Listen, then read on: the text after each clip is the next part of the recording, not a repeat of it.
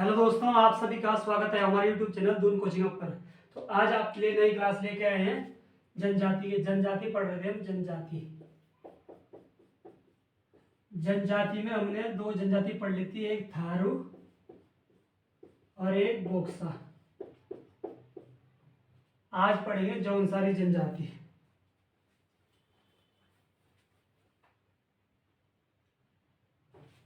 देखते हैं जौनसारी जनजाति।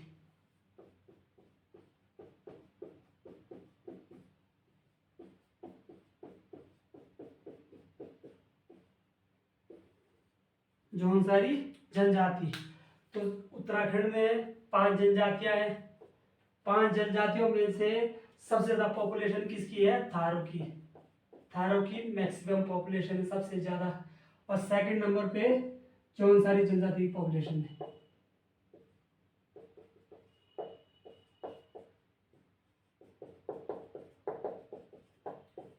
जौनसारी जनजाति की जनसंख्या दूसरे नंबर पर है और पहले सबसे ज्यादा है थारू जनजाति। तो वही सबसे पहले देखते हैं उत्पत्ति।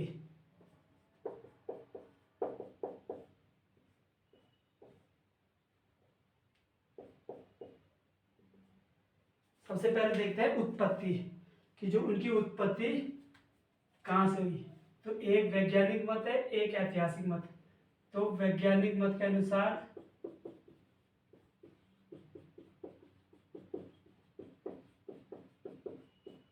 और ऐतिहासिक मत के अनुसार, वैज्ञानिक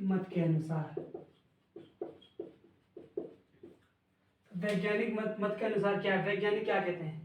जो वैज्ञानिक कहते हैं इसके अनुसार जो है जौनसारी जनजाति की उत्पत्ति एक खस जाति है। खस नामक जाति से, खस जो समुदाय है वहां से हुई है। खस समुदाय से हुई है। खस समुदाय से जौनसारी जनजाति की उत्पत्ति हुई है। और ऐतिहासिक मत क्या कहता है? ऐतिहासिक मत कहता है कि जो जौनसारी जनजाति है ये इनकी उत्पत्ति पांडव से हुई है। पांडव से, ये खुद को जो है पांडवों का वंशज कहते हैं। तो ये इनकी उत्पत्ति है। इसके बाद देखिए इनका सामाजिक जीवन।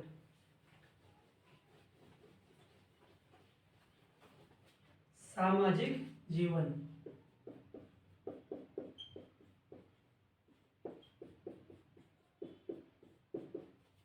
अब देखते हैं इनका सामाजिक जीवन। तो सामाजिक जीवन कैसा है? यहाँ पर जो समाज है वो पितृसत्तात्मक समाज है। पितृसत्तात्मक समाज पाया जाता है। जो जौनसारी जनजाति है यहाँ पर पितृसत्तात्मक समाज पाया जाता है। और यहाँ पर जो है संयुक्त परिवार की प्रथा भी है। संयुक्त परिवार की प्रथा पाई जाती है।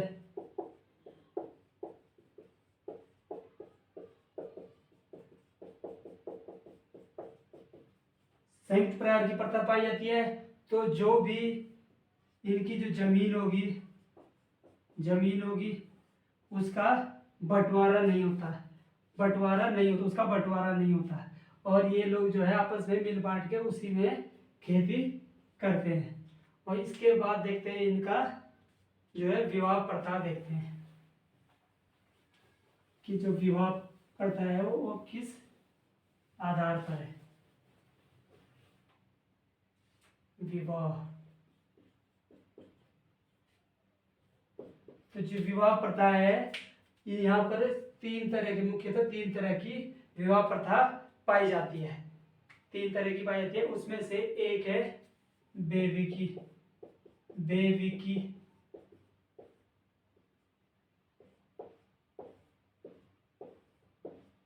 एक है बोई दूध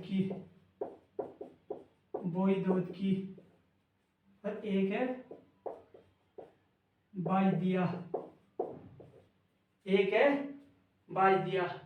तो जो ये 3 तरह की प्रथाएं पाई जाती है यहाँ पर। और इसके अलावा एक मुख्य विवाह पाया जाता है, मुख्य प्रकार का विवाह होता है यहाँ पर, उसे बोलते हैं जो जोड़ा।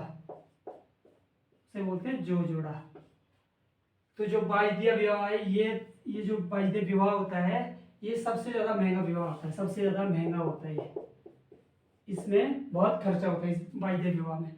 और जौन सारे मुख्यतः यही प्रथा पाई थी, जोजड़ा प्रथा पाई थी।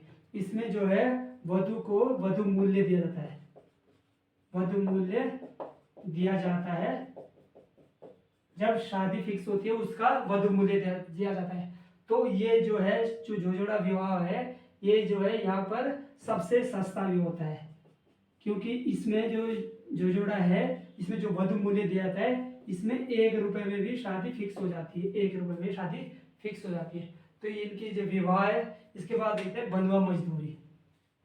बंधुआ मजदूरी देखते हैं कि यहाँ पर बंधुआ मजदूरी पाई जाती है।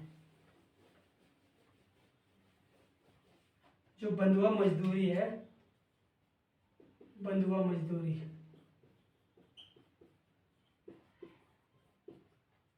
तो बंधुआ मजदूरी की प्रथा यहाँ पर पाई जाती है, बंधुआ मजदूरी की प्रथा पाई जाती है।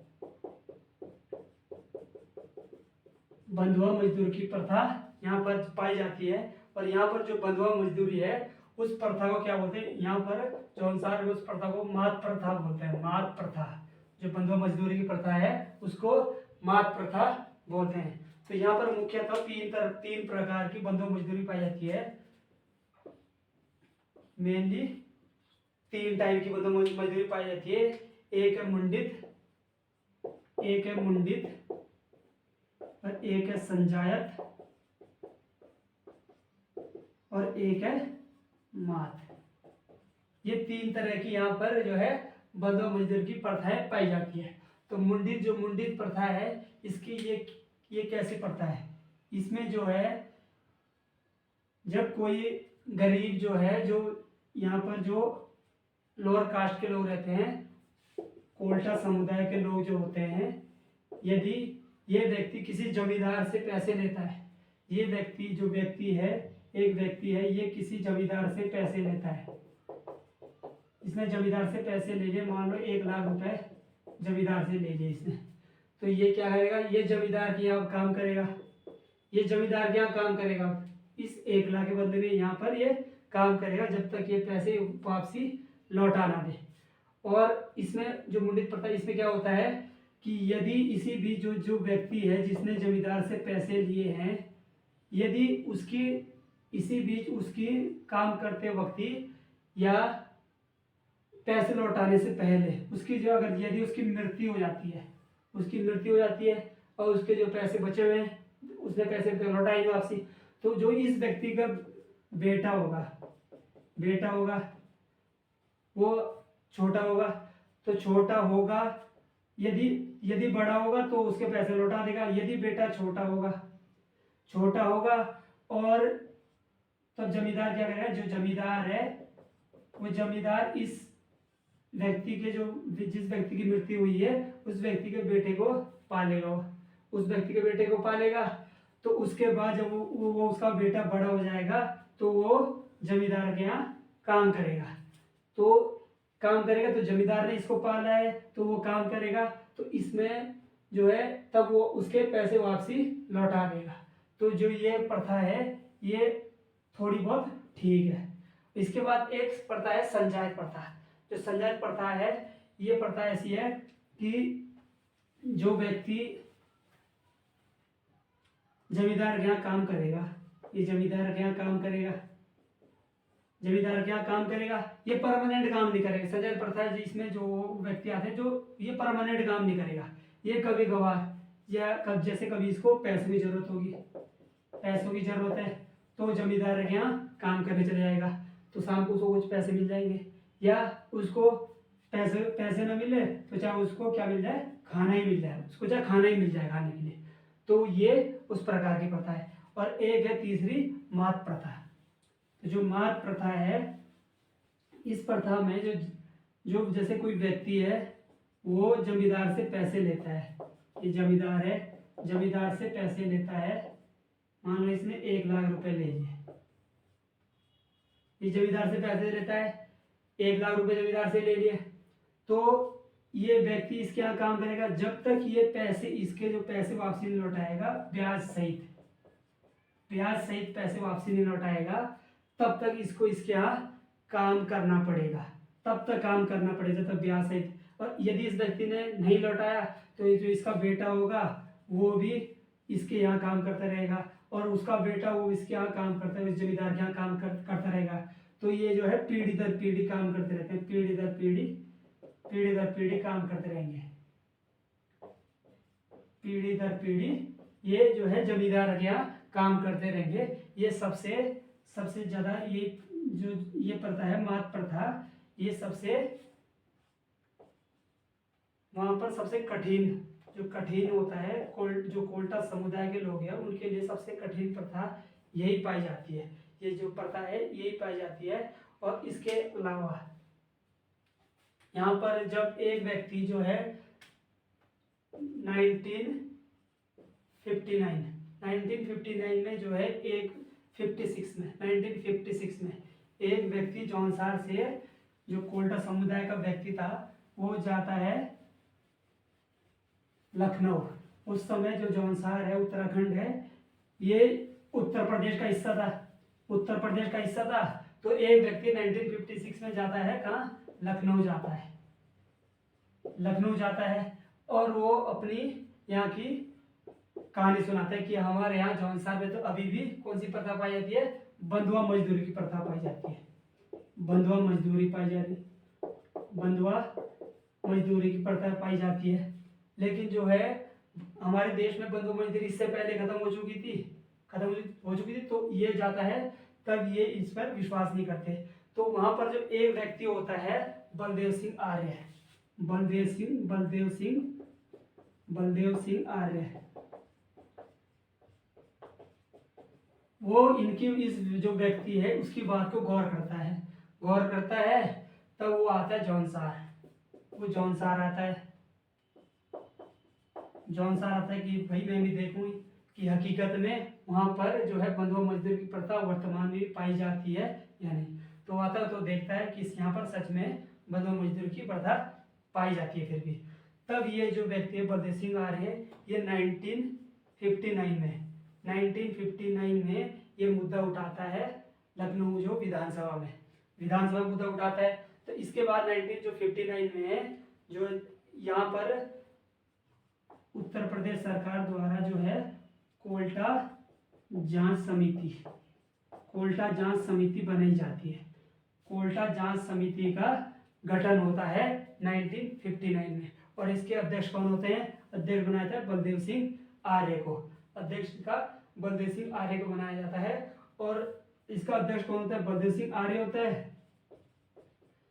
और इसी कारण जो ये कोल्टा जांच समिति है इसको आर्य समिति भी कहते हैं, इसे आर्य समिति भी कहा जाता है। और एक और पॉइंट है, तो जौनसार में स्याणाचारी प्रथा होती है, स्याणाचारी प्रथा, वो 1953 में जौनसार में स्याणाचारी प्रथा समाप्त हो गई थी। स्याणाचारी प्रथा समाप्त हो गई थी। जो स्याणाचारी प्रथा वो समाप्त हो गई थी क्योंकि उसके बाद जो है क्या आ गया था, उसके बाद जो पंचायती चुनाव आ गए थे, त्रिस्तरीय पंचायती चुनाव जो होते हैं उसके बाद वो आ गया था। और उसमें जो क्या होता है, जो गांव का मुखिया होगा कौन होगा, वो प्रधान होगा। पहले जो है गांव का मुखिया सियाना होता था, उसके हाथ में सब कुछ उसके अंडर में होता था, लेकिन उसके बाद प्रधान हो गया था। तो ये प्रथा समाप्त हो गई थी। चलती तो वर्तमान में भी चलती है, लेकिन कुछ सीमित, जैसे मान लो कि गांव में कोई शादी है, वहां पर जो गांव का सियाना होगा उसको पूछेंगे, या कुछ और फंक्शन है, कुछ भी फंक्शन हो गांव में तो उसके, लेकिन जो एक्चुअल पावर होती है वो किसके हाथ में होती है, वो अब प्रधान के हाथ में होती है। तो 1953 में जो है स्याणाचारी प्रथा समाप्त हो गई थी। इसके बाद आगे देखते हैं। अब देखते हैं तो जौनसार में जो है पंचायती राज व्यवस्था देखते हैं। जौनसार में पंचायती राज व्यवस्था, जौनसार में किस टाइप की जो पंचायती राज व्यवस्थाएं पाई जाती है।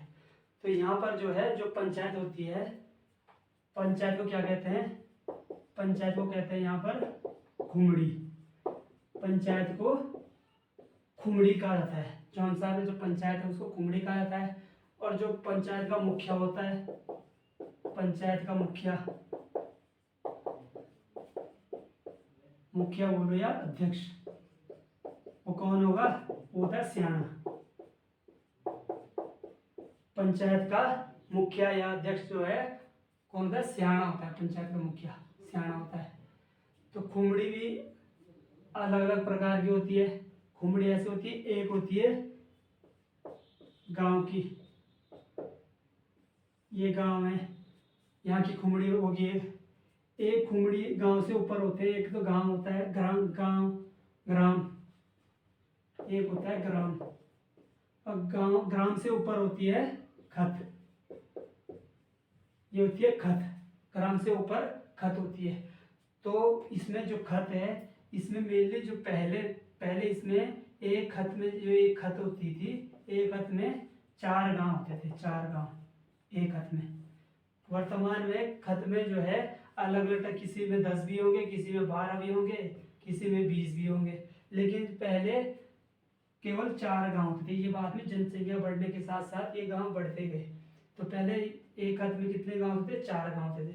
तो एक ग्राम होता है, फिर ग्राम से ऊपर होती है खत, और खत से ऊपर होता है अंतर खत, खत से ऊपर होती है अंतर खत,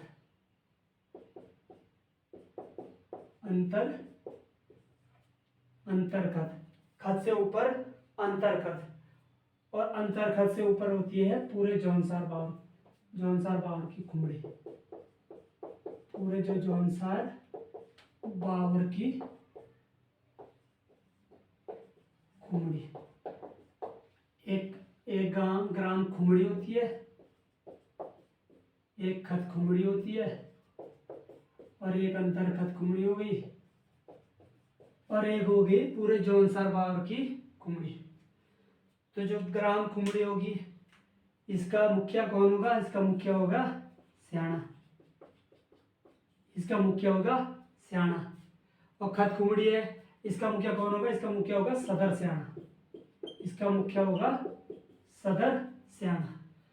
अंतर्गत खुमड़ी है, इसमें जो है 3-4 खतें मिला के एक किसी जो ये स्याणे, ये अलग अलग गांव के स्याणे होंगे और एक सदर स्याणा होगा। इनके द्वारा जो है कुछ किसी व्यक्ति को चुन लिया जाता है, वो इसमें इसकी बैठक करता है। और जौनसार बावर खुमड़ी में सभी स्याणे होंगे, खत के स्याणे होंगे। और जो ये ग्राम खुमड़ी है, जो ग्राम खुमड़ी, इसमें जो स्याणा है वो किस टाइप के जो है फैसले लेता है।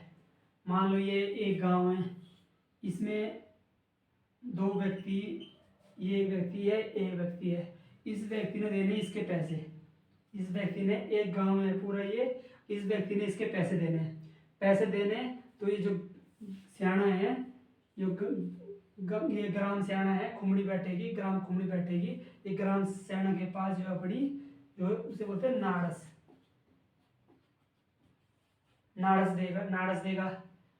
देगा, और नाड़स में जो कुछ पैसे देता है उसको बोलते हैं बिस्टाड़ा। कुछ पैसे देगा बिस्टाड़ा, जब बिस्टाड़ा देगा स्याणा को, तभी ये गांव के लोगों को बिठाएगा। तो गांव के लोग बैठेंगे, तब इनका सॉल्यूशन, जो भी कुछ बात होगी उसका सॉल्यूशन होगा। और एक है खत खुमड़ी, जो खत खुमड़ी है, ये खत खुमड़ी है, एक गांव ये है, एक गांव ये है, खत खुमड़ी है। और एक खत में मान लो ये 4 गांव है, एक खत में 4 गांव है। ये मैटर है, ये होता है 2 गांव का, एक गांव से दूसरे गांव में 2 गांव का मैटर। एक कोई व्यक्ति कोई यहाँ है, एक व्यक्ति यहाँ का है, इन दोनों का कुछ लेन देन होगी। तो खत का स्याणा मान लो ये तीसरे गांव का है, खत का स्याणा तीसरे गांव का है, तो ये इसके पास खत का स्याणा अलग होगा, गांव का स्याणा अलग होगा। तो इसके साथ पास क्या देगा, अपनी नाड़स देगा, और उसके बाद ये तो इसको इन्फॉर्म करेगा, तब इनकी बैठक होगी, उसके बाद इनका जो है डिसीजन जो भी कुछ हो उसके बाद का डिसीजन निकलेगा। और इसके बाद आगे देखते हैं अब हम जॉनसन बावर की कला संस्कृति। जॉनसन बावर की कला संस्कृति।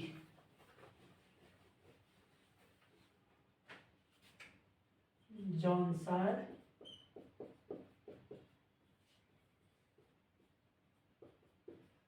बावर की कला संस्कृति।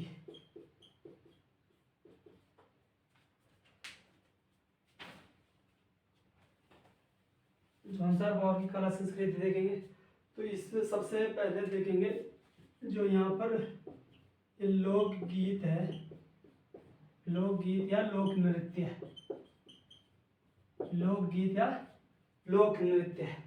तो यहाँ पर कौन कौन से लोकगीत पाए जाते हैं या लोक नृत्य पाए जाते हैं, तो सबसे पहले देखेंगे हारुल। हारुल, हारुल जो है, जो लोक नृत्य हारुल है, तो ये जो है वीर गाथा, यहाँ के जो वीर गाथा गीत होता है, ये वीर गाथा का गीत होता है। हारुल जो है वीर गाथा गीतों में इसे कहा जाता है, जैसे वीर गाथा या लोक गाथा, वीर गाथा या इसको लोक गाथा, लोक गाथा गीत भी इसमें आते हैं, लोक गाथा गीत। और एक दूसरा है जंगबाजी, दूसरा है जंगबाजी, दूसरा है जंगबाजी। ये इसमें जो है युद्ध गीत नृत्य क्या था, युद्ध गीत नृत्य इसमें किया जाता है। इसमें जो है लोग जो है औजारों से नृत्य करते हैं। और एक है लामण नृत्य, लामण, एक है लामण नृत्य। ये श्रृंगार प्रधान गीत होता है, श्रृंगार प्रधान गीत होता है, श्रृंगार प्रधान गीत, श्रृंगार प्रधान गीत है। जब किसी दूल्हा और दुल्हन की शादी हो रही उस समय ये गीत गाए जाते हैं। और इसके बाद देखते हैं एक होता है बाजूबंद, बाजूबंद, बाजूबंद। जो बाजूबंद गीत है ये संवादात्मक गीत होते हैं, संवादात्मक गीत होते हैं, संवादात्मक गीत होते हैं। कैसे संवादात्मक, मान लो कोई दो लोग यहाँ बैठे हुए हैं और 4 लोग ये बैठे हुए यहाँ। अब इनमें जो है संवाद होगा, इनमें संवाद होगा। ये इनको संवाद के रूप, गीत के रूप में कुछ बोलेंगे इनको, और ये उसका जवाब आपसी उसी गीत के रूप में ही देंगे, आपसी जवाब गीत के रूप में देंगे। तो इनको बोलते हैं बाजूबंद गीत या संवादात्मक गीत। और इसके आगे देखते हैं और यहाँ पर कौन कौन से गीत पाए जाते हैं।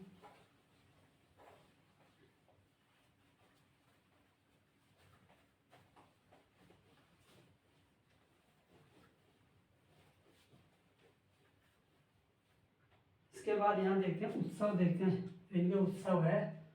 जॉनसन बावर की जो कला संस्कृति है इसके उत्सव देखते हैं। उत्सव, तो उत्सव जो है 2 प्रकार के होते हैं। एक होते हैं राष्ट्रीय पर्व, और एक होते हैं इनके अपने जॉनसन के लोक पर्व। जो राष्ट्रीय पर्व होते हैं इनका कुछ ना कुछ जो इनका लॉजिक रहता है। राष्ट्रीय पर्व कुछ ना कुछ लॉजिक होगा। जो राष्ट्रीय पर्व होंगे जैसे होली होगी, दीपावली होगी, तो उसका कुछ ना कुछ लॉजिक है। और जो लोक पर्व है इनका कोई लॉजिक नहीं होगा, कोई लॉजिक नहीं होता। ये जो लोक पर्व है ये यहाँ के लोग तब मनाते हैं जब भी वो फ्री होंगे, जब वो फ्री होंगे तब वो यहाँ पर जो है ये अपने लोक पर्व मनाएंगे। तो लोक पर्व में देखते हैं, एक सबसे पहले देखते हैं, एक होता है यहाँ पर मौन मेला, एक होता है जौनसा बावर में मौन मेला। तो मौन मेले भी यहाँ पर 3 प्रकार के होते हैं। मौन मेले भी जौनसार में 3 प्रकार के मौन मेले पाए जाते हैं। एक है जत्रिया मोड़, एक है जत्रिया मोड़, एक जत्रिया मोड़ पाया जाता है, और एक है मछ मोड़, एक है मछ मोड़, और एक पाया जाता है ओधी मोड़, ओधी मोड़।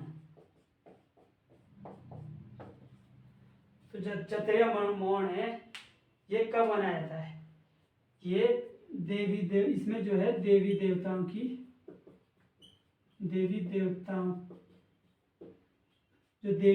की याद में मनाया जाता है। ये जो जत्रिया मोड़ है ये देवी देवताओं की, इसमें यात्रा निकलती, जत्रिया मोड़ में देवी देवताओं की यात्रा निकलती है,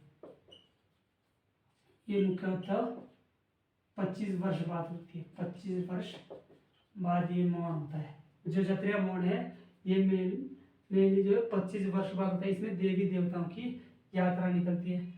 एक होता है मछ मोड़। तो जो मछ मोड़ है इसमें क्या है, इसमें मछली पकड़ी जाती है। मछ मोड़ में मछली पकड़ी जाती है मछ मोड़ में। और एक होता है औधी मोड़। जो औधी मोड़ है इसमें जो है जो जमींदार होते हैं, जौनसार के जमींदार है, उनका शक्ति प्रदर्शन होता है, जमींदारों का शक्ति प्रदर्शन। इस मोड़ में जो है जमींदार अपना शक्ति प्रदर्शन करते हैं, उसका उत्सव प्रदर्शन करते हैं, वो मनाते हैं। लेकिन ये अब खत्म हो गई है। जो औधी मोड़ है ये वर्तमान में खत्म हो चुका है। तो इसके बाद देखते हैं हम जो ये है मोड़ मेले हो गए। और मोड़ मेले कहाँ कहाँ लगते हैं? जो मोड़ मेले हैं ये कहाँ कहाँ लगते हैं?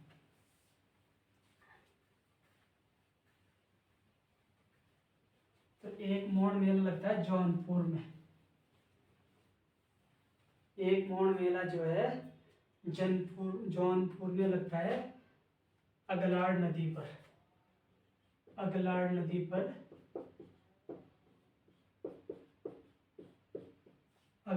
पर एक मोड़ मेला लगता है। ये लगता है जौनपुर में। जौनपुर में जो है अगलाड़ नदी पर मोड़ मेला लगता है। और किस टाइप का मेला लगता है? ये लगता है मछ मोड़ मेला लगता है। यहाँ पर जो है मछलियाँ पकड़ी जाती है। इसके अलावा एक मोड़ मेला दूसरा लगता है, वो लगता है कालसी में। एक मोड़ मेला जो है कालसी में लगता है। कौन सी नदी पर? अमलाव नदी पर यहाँ पर भी मछ मोड़ मेला लगता है। अमलाव नदी पर। इसके अलावा इनके और पर्व देखते हैं कि और कौन कौन से यहाँ पर पाए जाते हैं। एक पाया जाता है यहाँ पर मरोज त्योहार।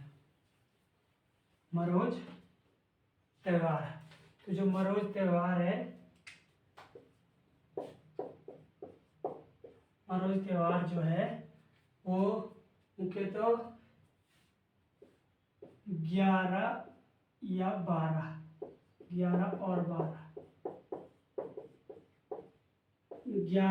12 जनवरी, कहीं पर 11 कहीं पर 12।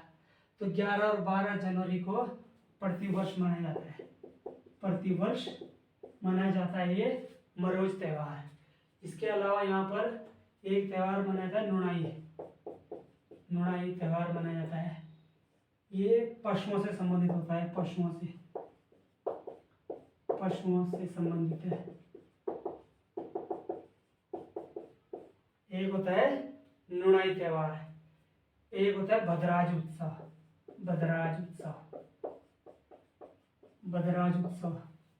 इसमें भी भद्राज का जो मेला लगता है भद्राज का। और एक होता है जागड़ा, जागड़ा पर्व। तो जागड़ा पर्व होता है ये महासू देवता का जागरण, महासू देवता, महासू देवता का पर्व है।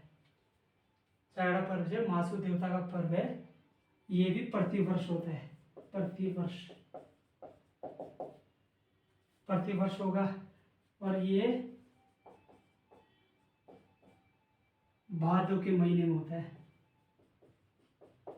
भादों के महीने में जो है जागड़ा पर्व होता है और ये महासू देवता का पर्व होता है। इसके और देखते हैं, एक होता है यहाँ पर बिस्सू पर्व। बिस्सू पर्व ये भी प्रत्येक वर्ष, प्रतिवर्ष मनाया जाता है बिस्सू पर्व। बिस्सू पर्व, जो बिस्सू पर्व है ये भी प्रत्येक वर्ष मनाया जाता है। और कब मनाया जाता है ये जो बैसाख संक्रांति होती है, बैसाख, बैसाख संक्रांति, बैसाख संक्रांति पर ये बिस्सू पर्व मनाया जाता है। और एक होता है पाइता, पाइता मनाया जाता है। ये जो दशहरा होता है, दशहरा, वो जौनसार में पाइता के रूप में दशहरे को मनाया जाता है, पाइते को। और एक होता है देवलान,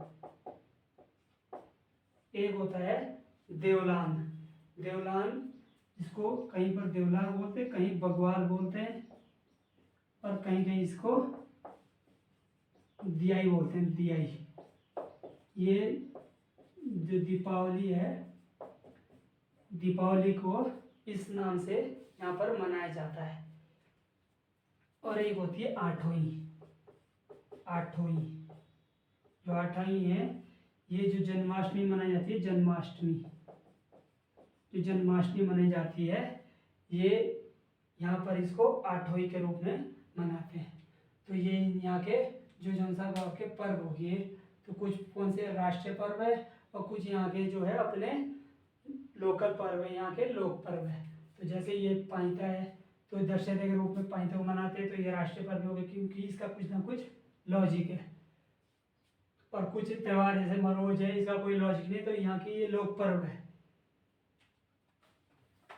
तो जो ये जौनसार पावर की ये जौनसारी जनजाति है, ये हो गई खत्म। अब तो हमने 3 जनजाति कर लिए, एक कर लिया थारू और बोक्सा और जौनसारी।